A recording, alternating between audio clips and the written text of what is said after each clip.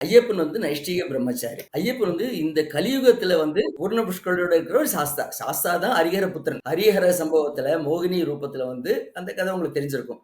அப்ப பிறந்த ஜனித்த பிள்ளை ஹரிஹரசன். அவர் வந்து ரொம்ப ஆதி ரொம்ப ரொம்ப பழைய கடவுள்.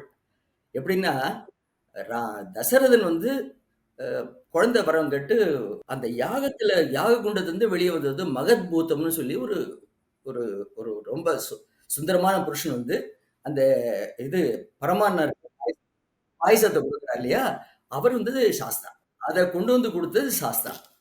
அப்போ ராமாயண காலத்துக்கு முன்னாடில இருந்தே அவர் இருக்கார். அவர் இருக்கார்.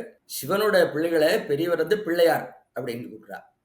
முருகன் வந்து குமரான்னு கூப்பிடுறா. 2 குழந்தைகளுங்கிற அந்த லெவல்ல தான் அவ கூப்பிடுறா. ஆனா இவர வந்து ஐயப்பன ஆர்யான்னு கூப்பிடுறா. ஆர்யா அப்படின்னு கூப்பிடுறா. ஆர்யன்னா தலைவன். அது மாரி கொஞ்சம் உயர்த்தி அந்த மாரி ஒரு ஸ்பெஷல் ஸ்டேட்டஸ்ல என்டர் ஆனவர் தான் சாஸ்தா.